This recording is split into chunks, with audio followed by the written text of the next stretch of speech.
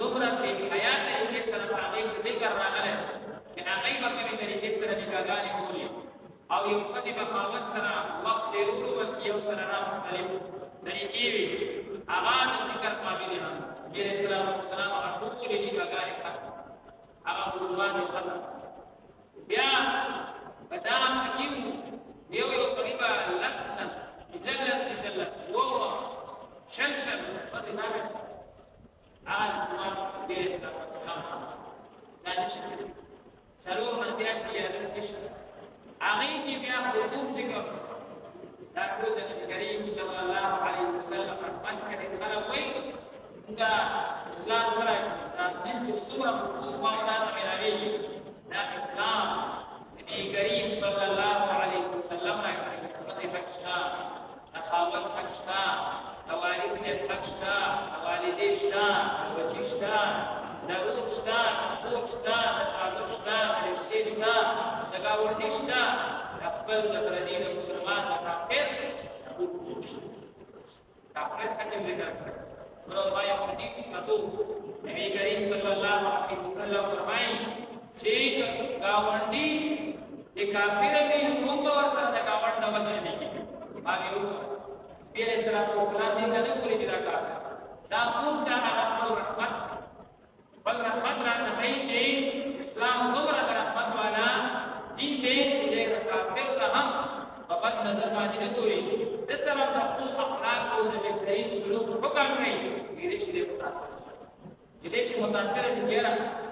دې ګوري پیغمبر صلی الله علیه وسلم خپل باندې باقاعده څومره اوقاتو کې کافرانو سره احسان کړی او د دین دعوت یې وکړه دی وایي چې احسان کول د دین دعوت احسان د دین دعوت یاره دا احسان تر سره وشو بس څوک چې کوم ځای مستاف ابو سفیان دا د اسلام څومره لوی دشمن او کله چې د ایمان راوړو دې یریدو نبی علیه السلام ورته ویل چې یریږم زه پوهېږم ته څه خبرې نه یریږې ستا کې څه خبره ده هغه ما ته الله تعالی ښودلې ده چې ووایه څه وایي هغه دا ده ته وایې زه اسلام راوړم نو زه به د ده تابع وایه زه به د دې انسان تابع ویم او زما مشري به ختمېږي چې بلکل دا خبره نړۍ کېده زه به یو سردار یم او زه به کوم ځای نه د عربو د یو کس تابعداري کوم چې هغه د عمر کې کم دی او ما نه وروسته پیدا شوی دی عهدې د ما نه کمه وه او زه به د هغه تابعداري کوم نبي علیه السلام ورته وایي موږ به ستا مشري نه ختمو موږ به ستا مشري نه ختمو ګوره د کافر سره احسان دی دا ورته نه وایي چې ته اسلام راوړه یا څه دا ستا مشري نه ختمېږي مشري به ستا هغه باقي وي نوره ستا خبره خپله ستا خبره د اسلام راوړي او که نه راوړي هغه وایي چې زما مشري نه ختمېږي نو بیا دا ستا کار هغه ټیم یې کلمه ووایي نبي علیه السلام څه وایي د ده مشري به هم باقي وي تر مرګه به یې باقي وي نسل کې به هم چلېږي د کور به دارالامن وي د کور به دارالامن وي څنګه چې کافران بعد فتح مکې په موقع باندې په حرم شریف کې پټېده هغې ته به امن میلاو شو نبي علیه السلام اعلان وکړو څوک چې ابو سفیان کرنه وه هغه ته به امن میلاو کافرانو مشر د هغه پورې د امن کور دا څه کړه دا خپل رحمت ښکاره امت ته خپله مهرباني ښکاره هر چا ته د نبي علیه السلام د رحمت نه حصه میلاو ده جبریل علیه السلام یو پیران نبی کریم صلی الله علیه وسلم دویجی ستاسو د رحمت د وجه نه ما ته حصه میلاو ستاسو رحمت د ما ته حصه میلاو نبی علیه السلام یې په دې باندې نه کړی دا څه د ما د رحمت نه تا ته څنګه حصه میلاو شو ته خو مقربه فرشته یې ویجي ما ته یاره چې الله وایي زه بې پروا یم چې څوک جهنم ته اچوم نو اچولی شو زه به یېرېدم چې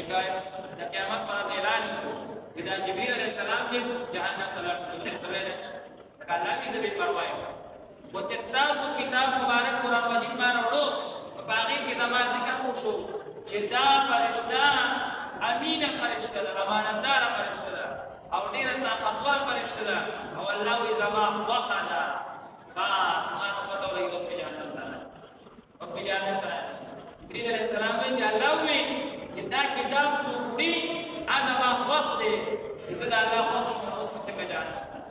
چې ستاسو د رحمت د وجې نه ما ته هم چې کوم ځای دا حصه میلاو شوې ده